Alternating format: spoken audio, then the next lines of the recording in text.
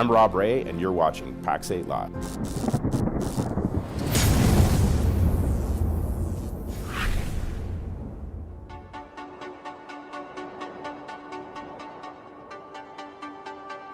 The channel ecosystem needs an event like Beyond because no one's ever brought the ecosystem together in the way Beyond is going to do so. We haven't built an event of this nature before. Pax8 is putting on Beyond, I think, to show how serious we are to support our partners, and we're showcasing incredible information here at this event. There's going to be speakers and presentations that you're not going to want to miss. There's going to be in the moment information that you're going to want to take away and implement into your business that you're not going to be able to get after the fact. You're going to want to see who's going to be there and network with those individuals. MSPs spend a lot of money and energy vetting out vendors and choosing the solutions that they actually want to go and work with. When you have user conferences, it allows the MSP the opportunity to see the vision and the focus and the future, and in essence what it is that they're paying for, and making sure that that vendor that they've selected is constantly moving forward. I think what Beyond does is a couple different things. First of all, talks a lot about what Pax8 is doing, focusing on our future and where we're going, but it also includes all of the vendors that are on the line card, some that aren't on the line card, so you can also see the future of where they are all going. Think of it as a one-stop shop, the ability to come in here and get vision and focus and energy and investments and innovation from all these different vendors in one place in 2.5 days.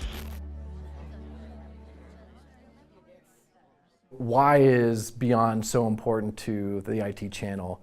And I'd say the answer is it's different than every other channel event that you've ever been to. With Beyond, we're aggregating the top vendors in the world and the top partners in the world, and we're bringing them all together into one place. And as far as I know, that's never been done before. And this is the first time that you're going to see a vendor agnostic event in the channel with 1,000+ MSPs interacting with those vendors. I think it's a really cool time for us to see how we can do these events differently and how we can create this killer ecosystem of vendors and partners. Typically for our events, it's a few months and then it's up and running, but for Beyond, we started this planning back in September almost. Pax8 is putting on Beyond, I think, to show how serious we are to support our partners, and we're showcasing incredible information here at this event. There's going to be so many sessions that partners can attend where they're going to learn about how to grow their business, how to support their business, how to protect their business. And I think Beyond is going to really show that we're ready and prepared to take our partners' success to the next level. I think the most interesting part about the Beyond conference is the commitment from the Pax8 team to want to execute something that is of immense value. I think what's going to make Beyond special is the dedication that we have to up-leveling our MSP partners. They're going to be able to grow their business in a meaningful way, in a measured way, that when I see some of these other big events, they're highlighting the sponsors, they're highlighting the host, and this show is just so dedicated to the MSP that that's what's going to separate itself. Probably the greatest reason why an MSP should come to Beyond is that peer-to-peer experience. We're going to have 1,000 MSPs from all over the world sitting in there, and you're going to learn more by talking to the guy sitting next to you than you will sitting through any session. The networking opportunities, the ability to meet somebody else, because whatever's keeping you up at night, somebody else has solved. And that interaction, that peer interaction, the ability to learn from your peers, what problems did they solve, what problems can you help them solve, that is going to be the greatest part of this gathering.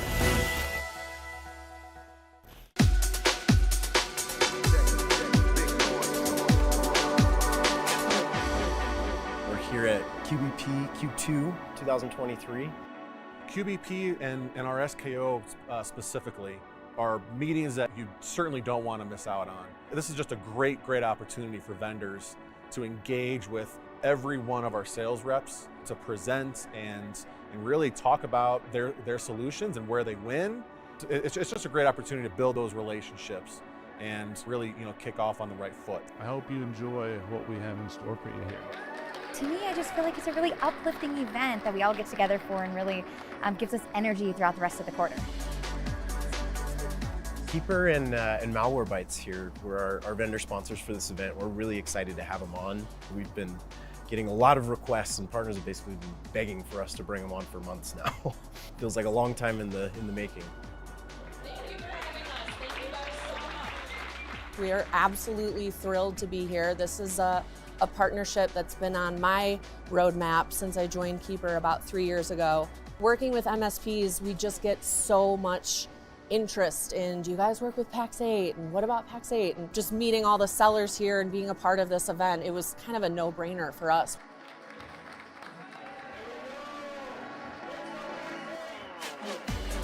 I mean, the sales people at Pax8, I feel like I'm back at the Malwarebytes headquarters. I mean, it's a very good team environment. From a vendor perspective, you really try to look at other partners that kind of like-minded. I think it's a mutual partnership. I love it. I mean, I think there's a lot of MSPs that were working with Malwarebytes that were waiting for this, ink to dry. When you hear MSP, you think Pax8. MSPs are already very technical. They're very smart people. They don't start these businesses because they don't know what they're doing, but they come to a trusted advisor like a Pax8 so that they can really find the best in breed solutions to build up their stack. That's what Pax8 does so beautifully and like no one else. So getting in front of the sales teams, connecting with them in person, and really getting them excited about the product is priceless. I am more of a visual learner, so it is really nice having vendors in person where you're able to just connect with them, talk with them, and get to know them as a resource that we can reach out to.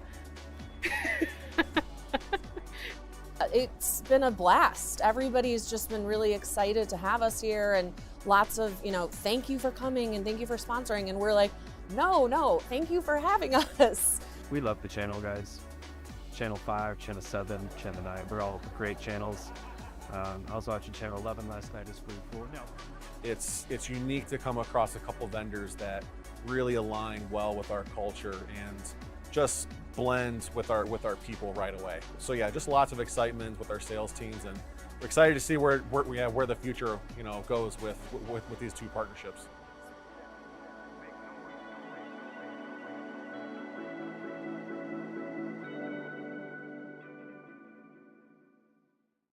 Let us demystify and simplify for you. Unravel Modern Workplace, Azure, Power Platform, you name it, we're gonna simplify it. Join us weekly for Technically Unraveled on Pax8 Live. Don't be afraid of the tech that your business needs to succeed.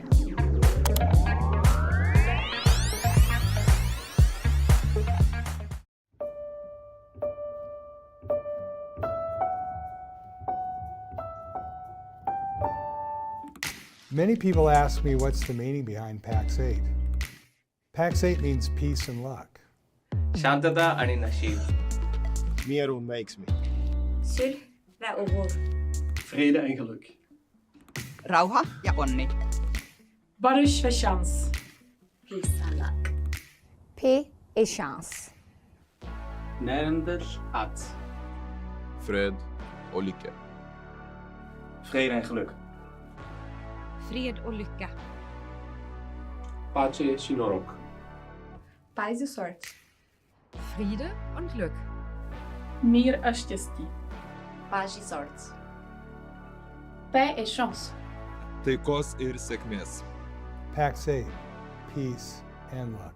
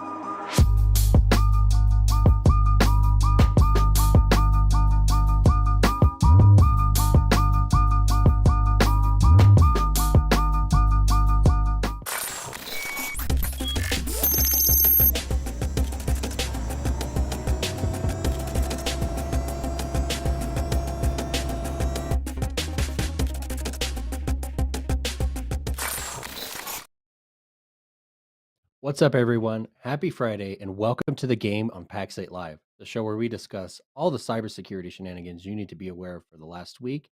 We have a very special episode for you today, broadcasting on all possible channels so that we can make sure you get this content.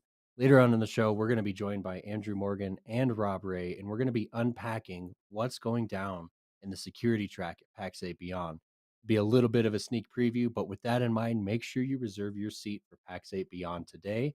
You can sign up at pax8beyond.com. Come join us for 2 days of Power Pack sessions, keynotes, breakaways, and a lazy river to boot. With that in mind, let's jump straight into the news.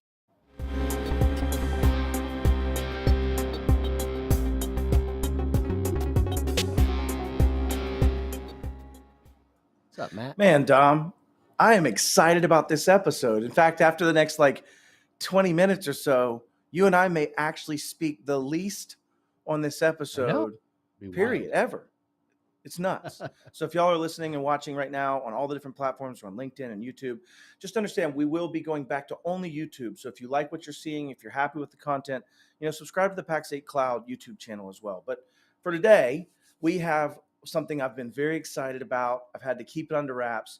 But let's get to the news. Stick around with us after the news, and we'll have Rob Ray and Andrew Morgan on to talk about some awesomeness happening in June. So let's go to the first article.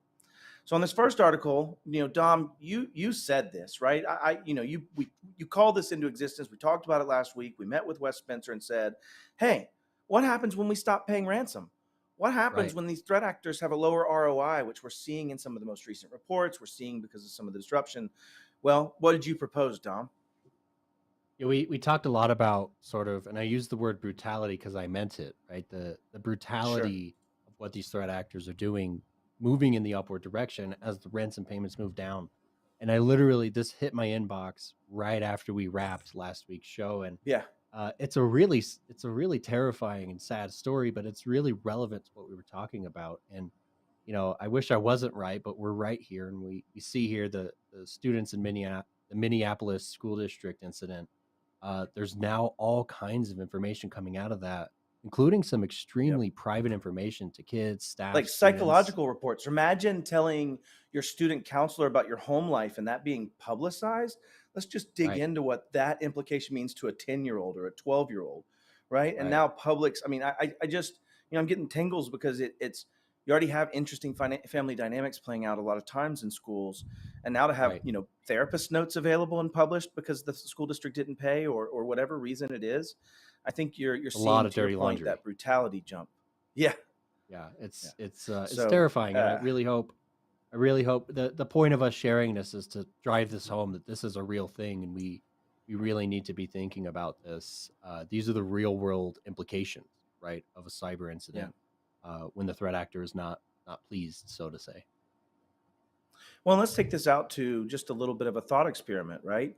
How many 3-person therapist office that serve maybe 100, 140 patients actually say, won't happen to me, doesn't matter, I'll just pay the ransom, I have insurance, this is where it does matter. And just to explain what's happening here for anybody that's not maybe as technical or doesn't understand this, normally what happens as a ransomware is we encrypt stuff. It means it's not accessible. We take it away from you, you can't use it. But people have ways to respond to that. They have backup now. They can restore, they can get back up to running. But when you started after 2019, I think May's ransomware gang in December was the first to do this. They started extorting data. They sent it out before they did the ransomware to say, I now has your data and I'll release it if you don't pay.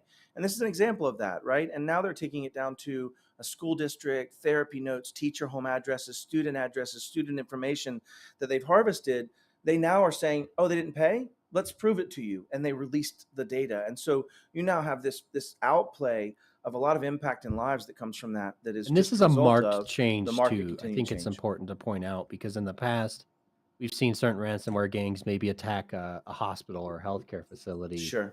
And immediately renege that and give the decryption key because it wasn't their intent to harm public infrastructure or public safety. Yeah. And this is a huge, massive pivot from that, where they've literally released, psychological records of, like you said, 10 and 12-year-olds. And in Canada, they released photos of cancer patients but look during at treatments. Look at the climate back then, though. When that first happened, when people started reacting that way, there were arrests happening. Department of Justice was freezing funds. You had things coming back. You were starting to see an impact. And the threat actors said, oh, we don't want a kinetic war. We don't want this to turn Right. that way. And this was Right. also right after Israel had done their first kinetic actually Right. response to a cyber event, which was back during the Iron Dome incident. But the point Right. being is that, we are seeing this escalate. We will continue to see this escalate. The only answer is to be faster at stopping it, having the ability to control what data they access, limiting what access is there. And by golly, if you're holding students' patient notes, maybe be more secure with that than you are necessarily with the lunch schedule, right? And I think that's Right. part Right. of that Right. ever-growing understanding of cybersecurity efforts. I Right. digress. Okay, let's move on to the second one. We beat this to death. This actually Right. was something that I want to talk about. This article says ransomware attack forces Dallas to shut down courts, disrupts some 911 services. When this first came out, I saw it first in the Intel community channels and some of those private channels, and it was coming from the ransomware gangs themselves and some of their posts. And the interesting part of that was there was this hyperbole statement of the entire city of Dallas is down, everything isn't working, all system functions are down. They're having to write. They even described in this one hacker's boast, threat actor's boast, that said they're having to handwrite paper 911 calls. Right, that was the Right. hyperbolous part that we saw there. And there was some skepticism, but it does seem that, at least in some cases, the city of Dallas is put in a position where they have enough system dependence, they have enough things together that this ransomware event is impacting some forms of their services, but not Right. specifically dispatch function and that. But, It's what are your important to thoughts on this, understand that Tom? these are highly complicated environments. Like if you think of all Sure. when you call 911, the amount of infrastructure you're lighting up before your call gets to a call taker, and then the amount of infrastructure they're lighting up to get help your way is massive. There's a lot of pieces in the middle, from your telephone carrier to the PSAP, to the systems that route your Yep. call to a dispatcher. It's a massive system. So if you take any one of those out, obviously there's an impact. But I think what we've seen is, particularly in larger metropolitans like Dallas, I know Denver has contingency plans here, and I'm sure a lot of other cities do, that they have ways that they can continue to serve the public if those Yeah. systems aren't working as intended. And I What's think that that's what we're term? seeing If you're here. planning for that, Dom, what is that term if you're planning for that in the enterprise world? You want to try to take a stab at the acronym? Incident I'll say the acronym. response. That's that, but Oh, let's go ahead. continue it on for the further aspect. And It's disaster COOP, recovery. Oh, C-O-O-P, okay. Yeah. which stands for continuity of operations, right? And so you're talking about having Yes. this ability to have not just a disaster plan, but then how do I keep functioning? How do I keep running this business at the 3-month, at the 2-month, at the 2-week, at the 5-month, at the 6-month mark? And so when you start thinking about cities in this situation, you would think they have a lot of that. I will say I had breakfast with my former FBI handler, if you will, I suppose, yesterday or 2 days ago, and he was talking about a case in Dallas that he did in the late 90s, and they were coming in and taking a whole copy of their groupware mail server. And they said they couldn't take it down because everything in their whole world would be down, that they would have no ability to function. They fought it in subpoena. And the whole point of this, which is interesting, is just, they've proven they've done non-resilient systems in the past, I guess is my point. So it's possible there's some impact from that. That's fair. But if you're listening at home, I think the takeaway from this news article, always about ransomware or about any type of incident, or to your point, disaster of any nature, you start getting into, what does your resiliency look like? How can I continue operations? At what point can I not continue operations, right? If I lose these systems, what impact does that make? What's my cash flow look like? What are the challenges to that as we continue to run business? Can I even keep the doors open? You know how I know this? Because I've seen where they can't. And I've seen those companies close doors, and those companies have sued me before. I've dealt with this in a very personal and professional basis. And to watch people we can cry and expand talk that about how out their because 40 there's employees don't been get fed, right. And there's also been cases of smaller municipalities, or even decent size, but not Dallas scale, that they were shut down. Like they could not answer 911 or provide calls for service, and sheriff's departments were having to swoop in and take over. And like that's real world impact. Like the scenario in there is you call 911 and there is nobody there to take the call, right? Like that's what we're talking about. So again, it's the seriousness of the other side of the boom, if you will. Yeah, 100%. All right, let's wrap up this last article. I hope it's a more comical or more fun one. I don't believe that it will be, unfortunately, but we have our acronym find counter, it a right, little Dom? funny. Let's get a repeat offender calculator up on the top of the board. Anyone that keeps repeat offender, like say, I'm looking at you, Palo Alto. I'm looking at you, T-Mobile. But we're on, I think, the second this year, and I believe the third in 1 year. Correct? I think we had one last year with I think T-Mobile. it's the third Correct in me a if I'm wrong. 12-month period, the second Correct. in 2023, and I think it's at least the fourth historically. I think.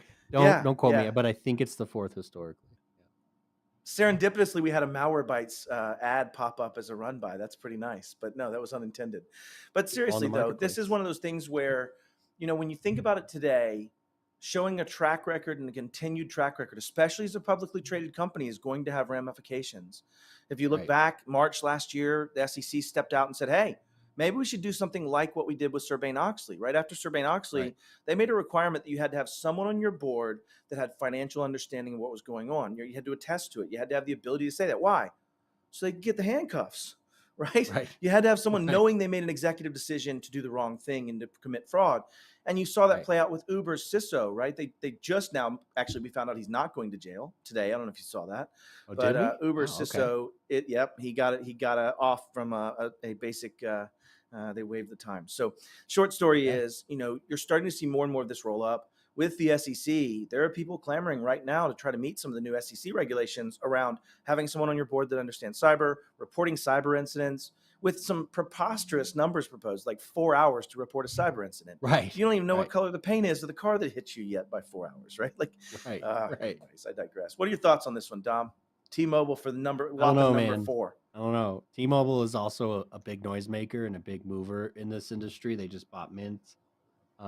So it's really, I don't know. I don't even know what to think about it because it's all. You know why Verizon doesn't have this problem? Why is that? It's because Scott Chasen's company ProtectWise got bought, and they're protecting those. They're protecting them. Oh, I like that. I like that. I digress. But yeah, but no, this is a seriously though. Incident, and T-Mobile is now, I believe, the biggest cell phone carrier in the United States. Yep. Between the Sprint and the Mint acquisitions, right? So this is a big deal every time it happens, and we don't know the inner workings. We never will, but something is going massively wrong over and over again. Why? You know why that data is so juicy? So think about it this way. I compromised Dom's password, right? What's the next step I need to fight most MFAs? Text message. Yeah.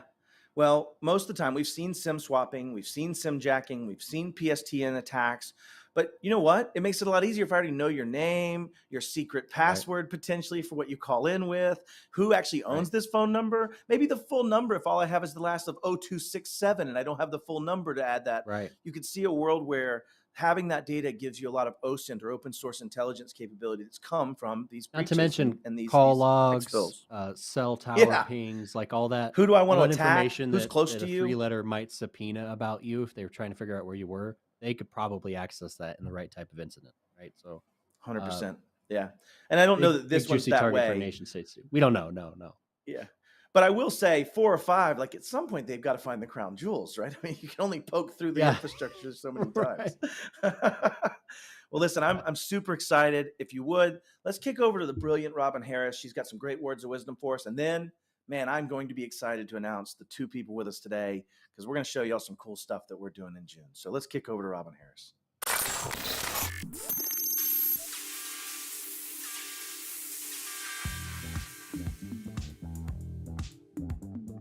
So let's talk a little bit about AI.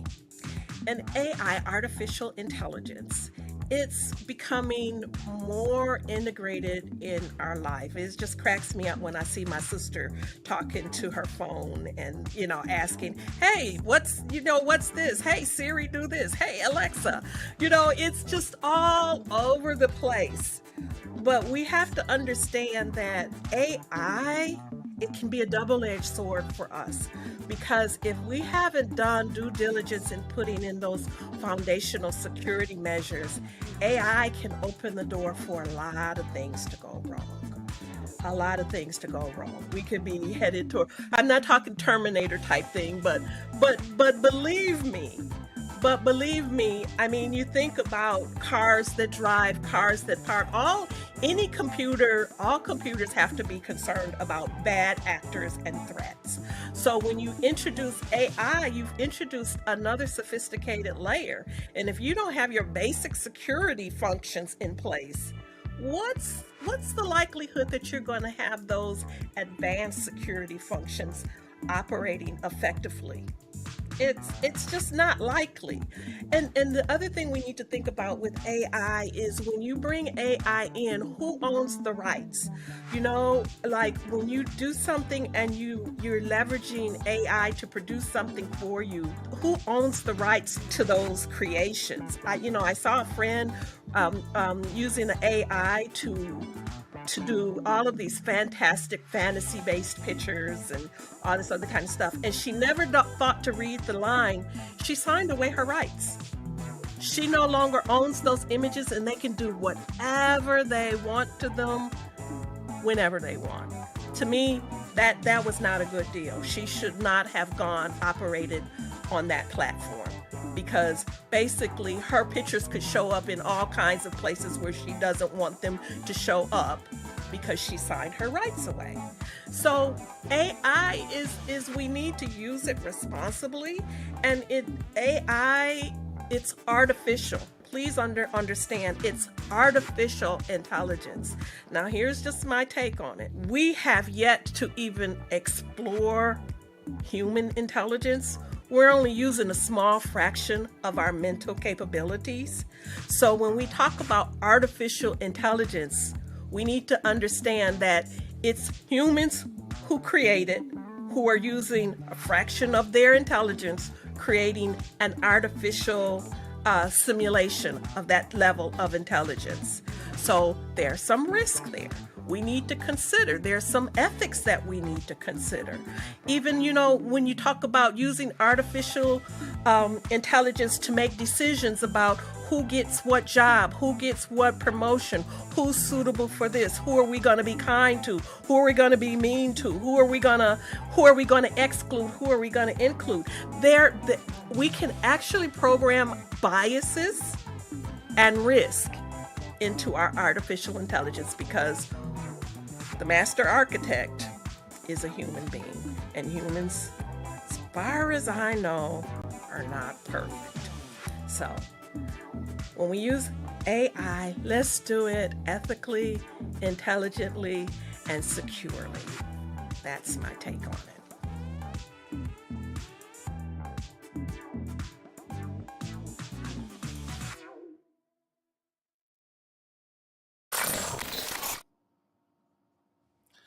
As always, amazing words, right? I mean, and I think some things that were called out in that are AI is still oftentimes guided by a human. The data sets that are exposed, the things and the way they're exposed and how they're codified often has the input of bias potentially. Though Great call out. I'm not so sure about the not Terminator stuff, because did you see where ChatGPT went and hired people to do captchas on Fiverr? So it's also that part scares me just a little, just a little. Just this much? Just a smidge? Just a smidge. Well, you know what? We're learning how to defend ourselves against these things and how to have a, active and functional security capability as an MSP. And so one of the things that I'm super excited about, and maybe this is the first time you've heard this, Heath and Eric, I see you guys in the audience. It's awesome to have you here. But we've got Andrew Morgan and Rob Ray. Now, you might ask yourself, why? Well, Pax8 Beyond is coming up very soon, and Rob Ray and Andrew Morgan got something really cool cooking up. So let's just get right into it. Rob and Andrew, why don't you tell us what you got planned for us? Let's get started on this and kind of where this began, even if you'd like to. Who should be the one that kind of lets the cat out of the bag here? Like, should it be Andrew? Should it be myself? What do you think here? Y'all could arm wrestle real quick. Yeah, Rochambeau. I'm good with that. Let's go, Andrew. You tell us. You break it loose, Andrew. What are we doing, buddy? Well, seeing that it's, first off, it's great that the band's back together. It's always a pleasure to be working with Rob and Matt and Dom. So Rob, was kind enough to come to me following Right a Boom 2023 and say, hey, we're putting on Pax8 Beyond, and what do you think about curating, an awesome security venue for that, a security track? And I didn't have to think twice. And that's what we're here to talk about today. And Rob, thanks for the opportunity. Yeah, I'm excited about it. I think I've been a Right a Boom now for since the beginning. I've seen it evolve. I've seen it grow. I've seen the content change and evolve and grow. And it's one of the best parts in my mind. It's one of the best parts of our industry from an events perspective on content. So, we're doing our own user conference now in June. Why not bring that to the partners that haven't seen it or haven't had the opportunity to go to Write a Boom? So I'm excited about them coming in, participating, and a little bit more, if I can say, more mature security content than what you'll find at most conferences, including a lot of conferences that claim to be security conferences, where they end up being a lot of sales pitches from vendors. Sales. Yeah, that's what I'm most excited about, is actually bringing legit security content to the MSPs without an ulterior motive in mind. And I think the way that you do it, Andrew, is just very cool. It's interesting. It's going to be a lot of fun. Well, thanks, Rob. I'll say from my view. Go. I'll say from my view, I went to Write a Boom. I had been to all of the security nomenclatural ones in the channel that year before. And I got to yours, and after your conference, the rest of the conferences that year changed in some way, right? And I'll say, when I went to that conference, and I'm not boosting it up that way, when I went to your conference, it was the first time it was just roll up sleeves, let's talk and learn, no talk about product, no pitch, no marketing deck, no somebody standing up and saying, we stopped 33.9%, none, just actual teaching. And it was so refreshing, because I think we're at that stage where everybody's bought in. Everybody knows security is a thing. Everybody understands we need to get moving forward and protecting ourselves. We've seen the loss. So it really is, it landed. I mean, it landed so well. I have to imagine, Andrew, that's why you did it again next year. You've got it already planned for next year. And now here we are at PAX 8, delivering the same content, the same capabilities. Is an awesome partnership between you two. So why don't we, or Dom, do you have any thoughts on it? I just want to say here, because I got you, Andrew, that was an amazing job. I don't know how you pulled it off, but it was fantastic. The new you pulled the thought right out of my head. Like, this is going to be a really practical application of actual cybersecurity work, right? And I think that's huge. I tell people, anytime someone tells me, hey, I want to get into cyber, the first words out of my mouth are like, you need to be ready to get punched in the face, right? And I think true story. Through these sorts of mechanisms, we can show them a little bit of like, this is the real world, right? This is what goes on, and really get people more interested, and B, understanding what cybersecurity really entails. So Andrew, do you want to tell us a little bit, or Rob? Yep, go ahead. Yeah. We're going to keep running over each other. I still love you. Yeah. Well, first, thank you so much for all the compliments. I got a phenomenal team, and our mission in just period is to provide awesome content and enable the channel, enable MSPs and MSSPs. There's nothing, as you said, Matt, there's nothing to sell. We sell nothing. And so, if I could just kind of talk through what we're going to do through the 2 security days here. That's what everybody's here is that for. Cool? Okay. Yeah, perfect. That's the whole show. All right. Awesome. So I'm going to start off with day 1 and kind of give a backdrop on why we're bringing in the very awesome John Stram, Black Hills Information Security. I'm going to have Claire show a screen real quick here. And what's important to know about John is, and we can click on, by the way, the purple deck, and and I'm just going to set the stage here, and you can scroll up a little bit and show the procedures and the scenarios. You may have to click on scenario tools down below, but to get it to launch, down at the bottom right, you'll see scenarios. So hopefully that comes up for us. There we go. And perfect. There we go. So awesome. Just a little backdrop. So why we wanted to bring in John, I'm being a little iterative here, was John's a big believer, I'm a big believer, that in order to sell security, you have to understand what you're doing internally first. You can't give somebody something you don't have first. Now, does that 100%. Mean you can't go out and secure your customers? Does that mean you can't build a stack without, knowledge? No, but it's very difficult to articulate risk to revenue conversations without understanding it first internally. Matt, you were going to say something maybe? You hit the nail on the head. I just want to add color to that.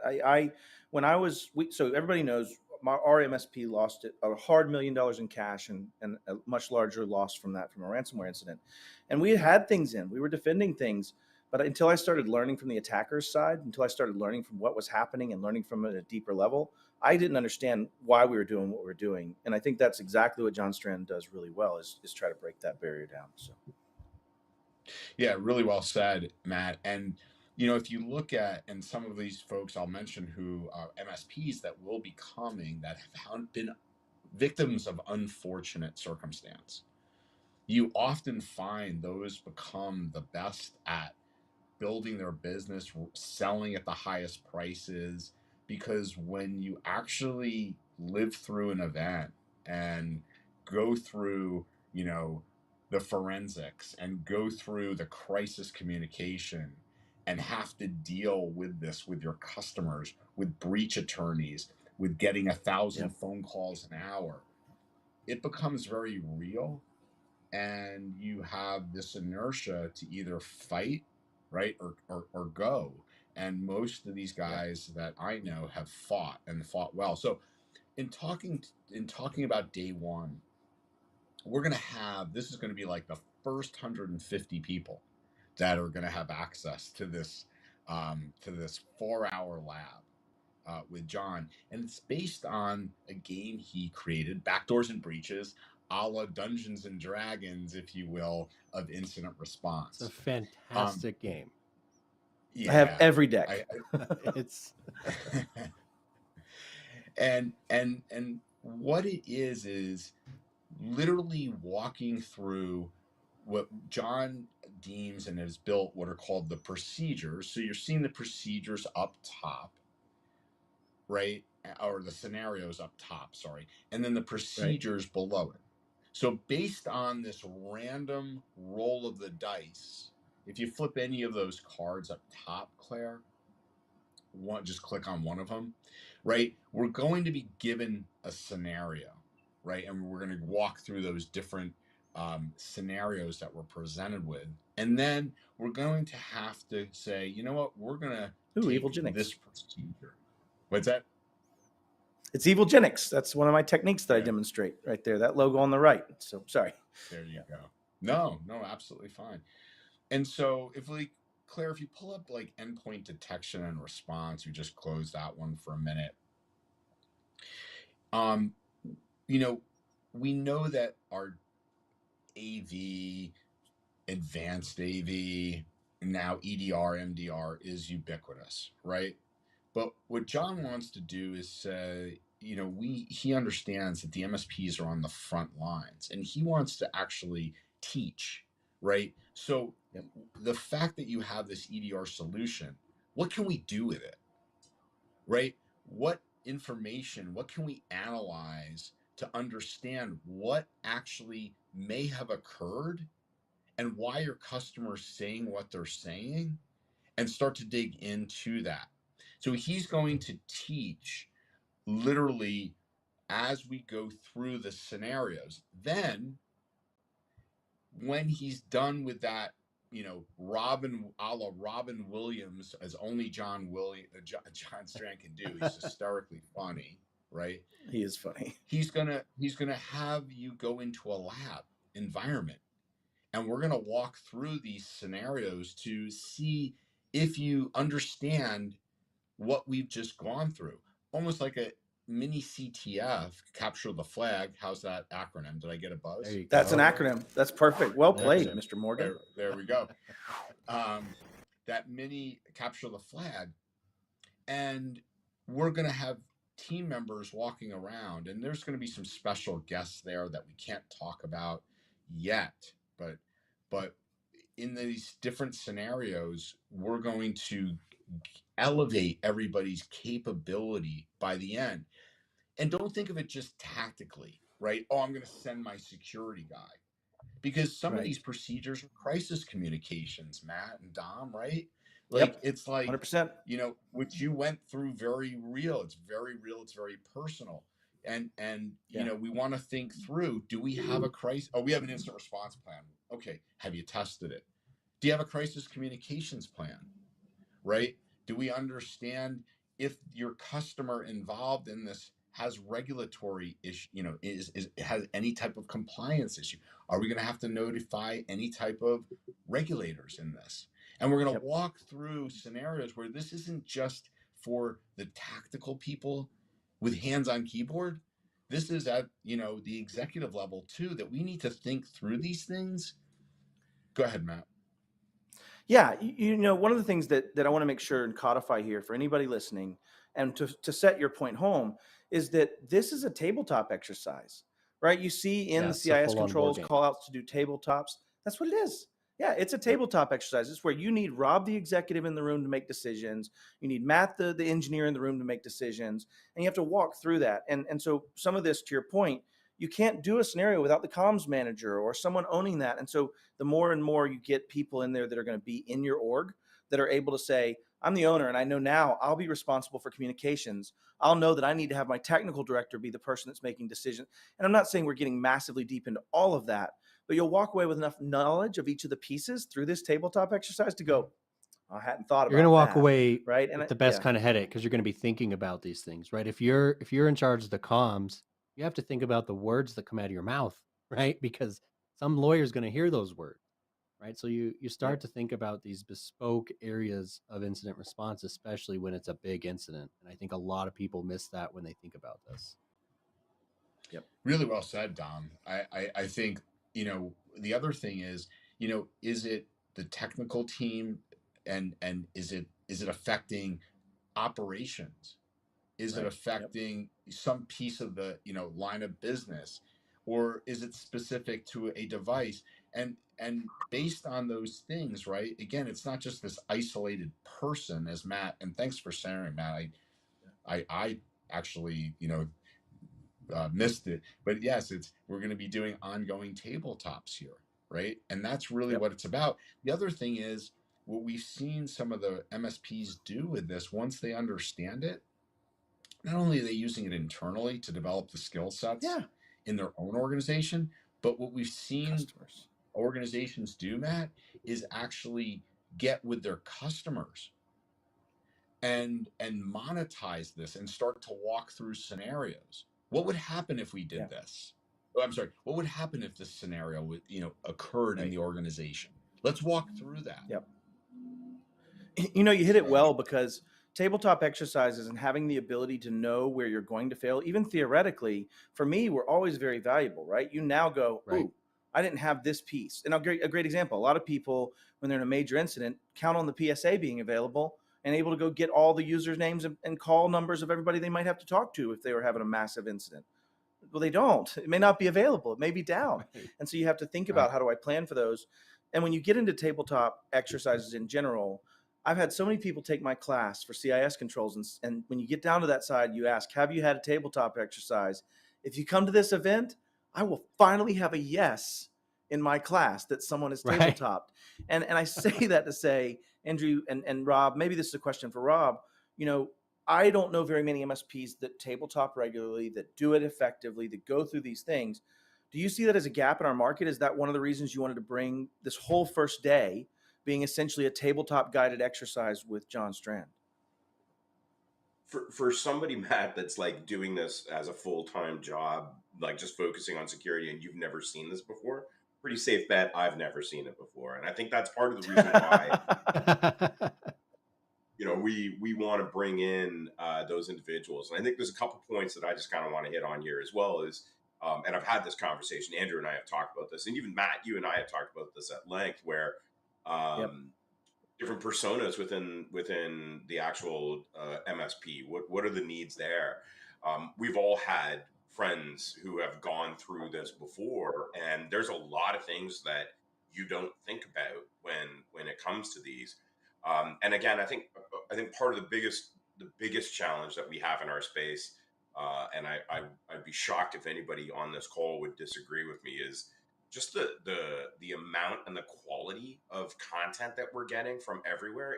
There's no rhyme or reason to it. There's no consistency to it. It's all over the map. and it all depends, I think, a little bit on what the motivation of the delivering conference or delivering company is. I feel like being able to go and use our kind of stage to be able to come up with something that's completely neutral and hopefully immensely beneficial to the MSP, or the MSP's thinking about things that they haven't thought of before. I love that we're leveraging that, again, that stage, that platform, to be able to do that. The other thing I want to reinforce, and Andrew mentioned it very quickly, is that it is going to be limited seating. There's going to be close to, if not more than 1,000 MSPs. We're pretty close to selling it out. 1,000 MSPs at Beyond in June. We only have space in this lab for the first 150. So, I also want to be cognizant of that. And again, it's going to be probably about 4 hours on day one there, Andrew, and then carries through to the day two. Yeah, so I'm going to talk a little bit about day two now, Rob. Thanks for that segue. So what we wanted to do day two, and kind of really just the first session, is going to be with John Murchison, the CEO of Blackpoint, and we are going to be talking about what it's like. Matt, you mentioned this, like when you went through your scenario, and that's really what John's session is about, which is through the lens of a threat actor, right? They're commonly called, here comes the acronym, TTPs, tactics, techniques, and procedures, right? Referred to MITRE ATT&CK, right? But we need to understand, right, what the threat actor does. If we don't understand what the threat actor does and why they do what they do, we really don't understand why the security controls we're putting in place, why a CIS framework or NIST or whatever you're doing. It's just security controls. It's just policies. It's just one-off. But we start, go ahead, Matt. I like to make analogies, right? And I'll make one that I think anybody can resonate with. So it's like saying, I'm going to go coach football, defense only, and I never understand how offense is played. Right. How would you ever defend? You don't know they're going to be coming through the holes or around the end, or the rules in which a receiver can be down or not down, and the way in which you can throw the ball, or if you can touch the ball, can I lateralize? If you don't understand the way the offense is going to attack you, how silly would it be to say you could defend it? And I think that's what we've been doing so long. And I think that's why this day two start out is so valuable, is it's really what made my head go click, right? And I think you're doing it in the right order. First, let's talk about all the stuff. Second, let's talk about what an attack looks like at the end of it, what things they're doing, what's their goals, what makes them happy, what drives their world, where are the juicy bits, right? And so I think when you see it that way, you start to understand how to segment them and how you might defend. Just like I know if my left guard's getting beat, and they're coming through and they're blocking him every time, maybe he can kneel down and lessen the amount of the gap. And instead, he doesn't get driven off of that, and the two hole never becomes available, right? And so you start realizing that you can start getting compensatory and understand how to defend. And I think that's one of the things you learn through that lens, through the beginning of day two. So I'll let you continue. I just wanted to say that. No, Matt, you're spot on. I mean, look, if you went through one of the 150 that gets into the lab with John Strand, and he gets to a procedure where, we're doing pivoting and escalating, by the threat actor. And now John Murchison is actually showing it on screen, through their threat ops. This is what we're literally seeing. Like, this isn't hyperbolistic. We're going to walk you through literally an attack that, they're going to replay it, basically, different scenarios of how they have to go now and isolate and get rid of that threat actor. And so if you start to understand the mindset and how the threat actor works, the security controls, the policies, right, bringing in the executive team into governance, into why we want to do this. And again, I'll use the risk to revenue conversation. Now it starts to make some more sense, right? Does that resonate with you, Don? It does, yeah. The other thing that you add to it is, think about when you start understanding another example. A threat actor leaves a pivot, gets a pivot, then they leave a persistent foothold where they can get back in. Well, when you talk about restoring, the first thing every MSP wants to do after a ransomware event is, let's restore, get my client back up to date, let's get moving, we're good. To what day? You don't know when they put the foothold in. And once you start to understand that, you can go, ooh, we need to find out if there's a foothold, right, Dom? I mean, that was kind of your game, wasn't it? You did that for a living for the most part. Yeah, it's the understanding. You know, I was in crypto, so not the same game as Murchison, but you have to understand a lot of these attacks will sit for a while, right? You don't know when they have a foothold. You know when the bomb exploded. You don't know when it was planted. And I think that's a key piece of understanding that you're going to get out of this is understanding that you can't just go into your backup console and click the green button and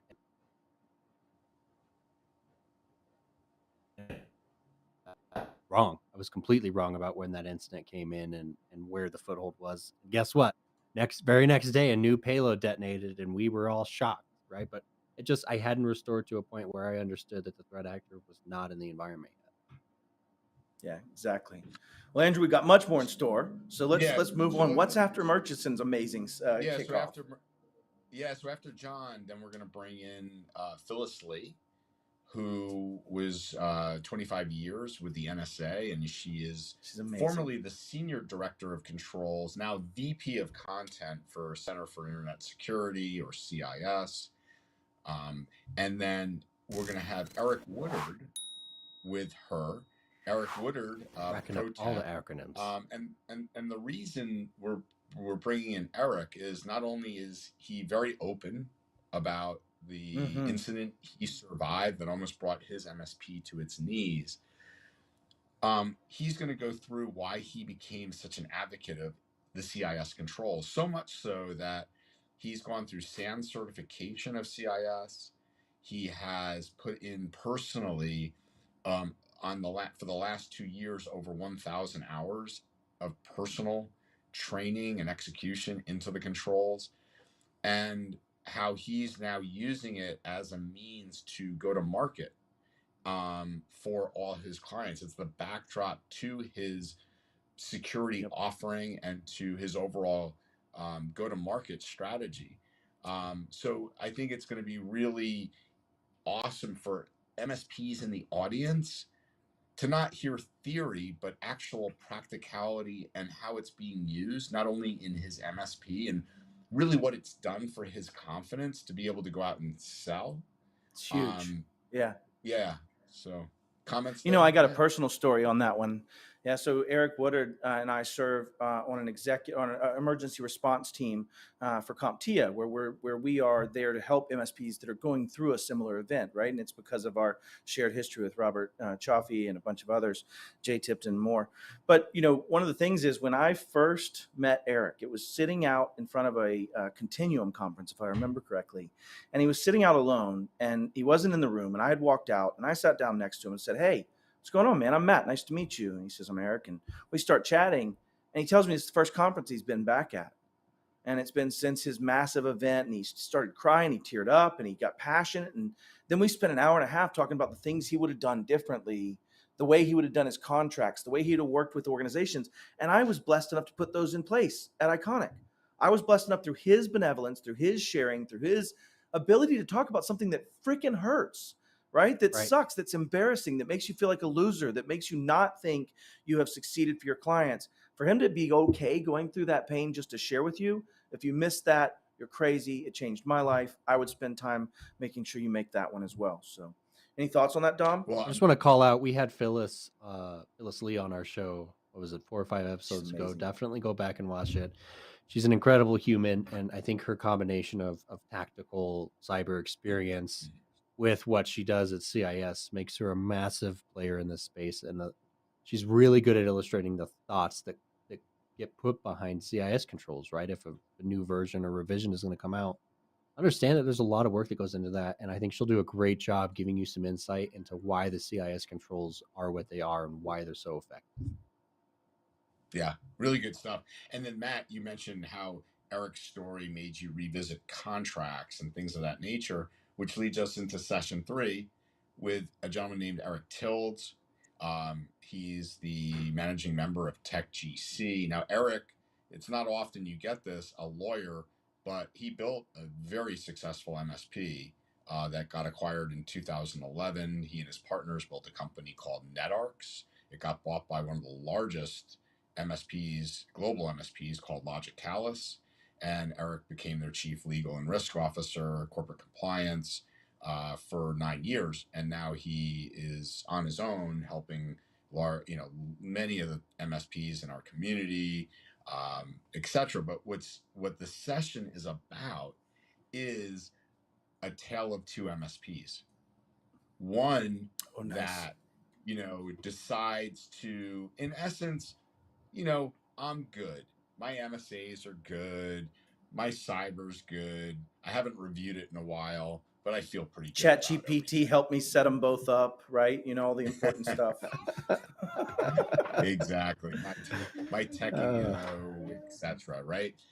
Yeah. The other MSP has, really taken a dramatic interest in making sure not only is everything left of boom, left of an incident in place, but also all of the things that could be right of boom post incident in place. Are his contracts shored up? Is his cyber shored up? Is his tech E&O shored up? What kind of relationship does he have with a breach attorney? Does his incident response plan true up? Does his clients, have they gone through that process?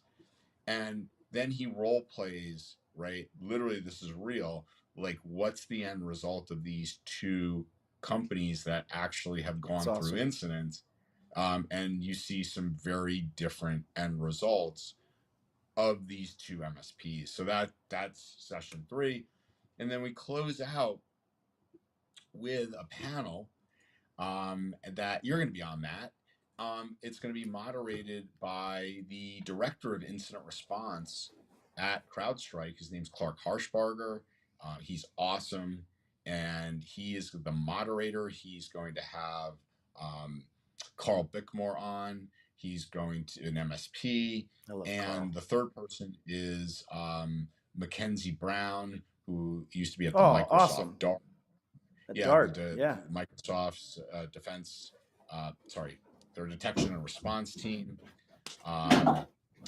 It's another acronym. So it's an acronym. Absolutely. DART. Sorry. And so we'll close out the fourth session, speaking to individuals that have actually, worked through incidents in very varying different capacities. Obviously, Matt, you lived it. Carl has worked with companies, clients, and then, you talk to somebody like Clark or Mackenzie that is, actually day in and day out, that's really what they do. And so we wanted to kind of pull everything together for the 2 days, close things out with that panel. So that's what I got for you, my friend. Whew. That's a lineup. Rob, when we hear the story, it sounds like y'all crafted this to take MSPs on a journey, right? First is this discovery of turning, the auditors are in, I got to be careful. First is this discovery of turning over cards and being surprised by stuff you don't know, learning what those are from John Strand, understanding how that's going to help them in their business. But it's also helping people with this challenge that I see, which is people have 3 things. They have the bucket of what they know. You have the bucket of what you don't know. You know that because you can contextualize it to something you know. And then you have the what you don't know bucket. And so what this first lens, this first day, is taking you through a bunch of stuff you may not be familiar with, tools, words, things that you haven't involved before. But then day 2 takes that and says, okay, you now know the language, right? You understand some of these things. You understand how they work. You've labbed, you put your hands in it. You understand it more. Now let me show you what we're seeing on the back end of that, right? Let me teach you what you're actually going to have to deal with and what the parts and components of this attack chain, kill chain look like. And then you're going to step it into a legal conversation about the outcome of that, right? Then you're going to walk through with Phyllis Lee and Eric about their actual experience in this and why CIS helped solve it, and then the legal conversation, and then wrapping up with a panel. Will that panel be open for people to ask questions and get some of their big burning questions answered as well, Andrew? Yeah, absolutely. We'll do Q&A at the end and have anybody ask a question. You got some phenomenal resources there. you know, as long as time permits, as long as Rob doesn't, you know, put down the gauntlet and say enough's enough, I think we'll be good. You have individuals like Matt Lee on there that tend to be a little bit long-winded. You do tend to run out of time. Not kidding me. They'll just Oh. cut me off quickly. It's okay. I'm an employee of this panel, so they just tell me to hush and it'll work out. No, I tease. I'm, you know, Dom, what are your thoughts on this? Do you think an MSP going through this, it's worth their time? And who would you send if it was your MSP? If you had a perfect world and a normal configuration, service manager, who would you send? I think it's worth their time and then some, right? And I would want to get anyone I could in there that's operational in the business, but there is limited seating. So if I had to pick one, if I was your typical structured MSP, it would probably be the service manager. Because I think in most MSPs, that service team is owning most of that responsibility. Yeah. But if I could send multiple, I would want to send a leader and a communicator and an operator to really dive into it. And there's another angle here too, right? And I get asked this question a lot on stage of, you know, if I'm just starting and I can't afford to hire a CISSP or pay somebody the kind of money for a dedicated security person, how do I start? And, you know, Dom, you and I have always said, you build them from inside, right? You teach, you train, you find the one with the affinity. So if you have that person, and the way I always tell people to start is find the Matt. Find the guy that's Dom or Matt that's asking a lot of questions and saying, why are we doing it this way? This doesn't seem secure. Should we do something different? Hey, we should, and go let them learn, right? Let them go be immersed in it. Let them experience it and understand, have some of their own thoughts challenged, have some of their own understanding grown, and then build that person up, right? And that's where I see that being effective. Look at Machine Logic. Look at the Derek Schulte experience and how that's played out with his growth. Like, I'd stand next to him any day.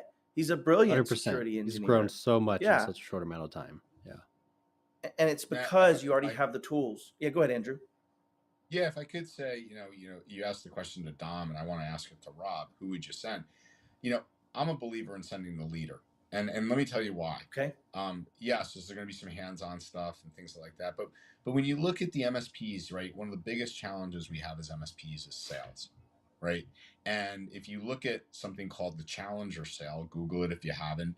But Love it. it's one of the best selling. It's one of the best sales trainings out there, and you know, when you look at a challenger, the reason a challenger is successful is because they teach something that prospect doesn't know, right? They know something more than they do. Because why else would I share my time and interest, right? Right. And so, right. So if I care about my business and I want to take it to the next level, I want to understand this first, because then I can go to market. Rob, that's my take. That's who I'm sending. How about you? Absolutely, 100%. And you know, I think, and we've referenced it a couple of times during the course of this call, and it's one of the things that I really, really love about being part of this industry is the amount we actually share with each other, and the amount that you know, you talked about it a couple of times, Matt. And I obviously know MSPs that have fallen down. It's an immensely embarrassing thing. So in some cases, almost, you know, putting them out of business is not something they necessarily want to admit to. Yet they're willing to get on stage in front of hundreds of people and talk about why and how, just only to make everybody better as a result, as a community. And I think that's where this is all kind of stemming from and going to. And I think the challenge as well that I've kind of seen at some of these security events is it tends to be the tech, and sure, that person's critical and important, but that person isn't always necessarily the decision maker through the process. You know, what are the fail safes that we need to set up? What are the things that we need to be thinking about that we're not thinking about? And sure, they're there and they probably understand them, but do they have a voice when they're going back? You know, to be able to implement those certain processes. So I would agree with you, Andrew. I think it needs to be more than likely, like I would say, the decision maker, the owner within the business. Is anybody shocked that the two technical people answered technical answers and the two sales and executive people answered executive and sales answers? I don't know if I find the irony in that palatable, but it seems accurate. So I think what we've done is identified the two personas that initially need to be involved in this type of information in my mind. Yeah. Well, I was just going to echo one last thing with Rob. Like, think about it. If you're a business leader, you're an owner listening to this, and you're thinking, who do I want to send? Let me ask you a question. when you walk into a prospect, who do you want to be in front of? Who's going to move the needle for you? Right? Is it the technical person? You No guys may have just offense. won the argument. I know. Or is it the person that can write the check? Right? So if you're going to move the needle, the buck stops with you. And you see it all the time, trying to convince people to implement the right security hygiene and controls, right? And so that just kind of banging my head for a good way on that, Matt. So, Rob, you want to close us out on this? Because I think Mr. Morgan went to debate in high school because he just won that argument. Yeah. I think whoever you send, you're going to get value. But to the point, Right. And it starts with security. And maybe you've just been reading the book, Andrew, of if you don't have executive buy-in, you won't succeed. Right. And I think that is kind of the way security works for both security sales as well as security operations. And I think that is a good call out for that, is you've got to understand what the troops are doing and what's being called for. You do it with every other aspect of your business. Why would you not come just because it's security? Right. Rob, I'm going to ask you, if you don't mind, why don't you close us out, and then we'll kick over to Dom to wrap up the show. But if you haven't signed up, sign up, come join us. It's going to be awesome. Yeah, it is going to be awesome. And I've done a number of these user conferences with other organizations. I recently joined Pax8 with it's only been 3 months. Seems like 3 years, but only Seems been like there 5 years. That's Pax8 effect. Yeah. Yeah. So I'm looking forward to doing our first, but at the same time, this is something, again, I've done more than a dozen times, and there's a lot of people in behind the scenes here that are working very, very hard. There's a lot of money being spent on this. And we are polishing up one of the best conferences you'll go to this year. The goal is to make it one of these go-tos, cannot miss conferences. And I remember back in the day, my DISTI conferences used to be some of the more fun ones, some of the better ones, some of the more comprehensive ones, because you had the ability to go in. There was great content everywhere. You got to see all the different vendors that were there. You got to see all the different MSPs. This is not going to be any different, but it's going to be like +1, because it's, of course, Pax8, and we're going to do everything the Pax8 way of doing things. So I'm excited. 1,000 MSPs plus. We've got, I think we've already got something like 70 vendors, maybe not, maybe a little bit less than that, but it should be, for our first event, it should be absolutely phenomenal. June 11th. In Denver. And, we've been talking a lot about the security lab. That's not the only persona. We have 4 other tracks that are going to matter to all the different personas for all the different people in your organization, because we recognize that we need to add value for whoever it is that you send from your organization. So I'm excited about it. I'm looking forward, and everybody on this call will be participating one way or another, and then hundreds more. So with that, I'll give it back over to you guys. Well, thank y'all for joining us. It's awesome. You just heard it here. We went through the security event, and it took us almost an hour to talk about it, all the cool stuff that's going to be in it. There's 4 more personas. So if you're not registered for Beyond, time is closing out on you quick. You need to get registered. 37 days. It's on his whiteboard. Running out of time. Right there behind him in blue. Yeah, 100%. So please join us. Listen, I appreciate everybody being here. Andrew and Rob, we're going to go ahead and close it out. Dom, why don't you tell everybody what they need to do and get us out of here for today? Awesome. Well, thank you so much for joining us on this very special episode of the game on Pax8 Live. We really hope you enjoyed what we went over. We're super excited about Beyond and everything that comes along with it. And like Rob said, we're here to help and enable everyone you send our way. So you cannot go wrong here. With that in mind, not every episode of the game will be streamed onto LinkedIn like this one. So if you want to catch every episode of the game, make sure you go to youtube.com/Pax8Cloud.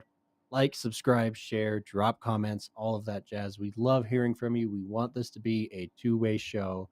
And with that in mind, we're going to close out this week. Don't forget to join us next week right here again on Friday for the game, Thursday for Technically Unraveled, and Academy Live, and I think Craig Donovan might even have another show coming out soon. So a ton of content coming your way. Awesome. We'll see you next week.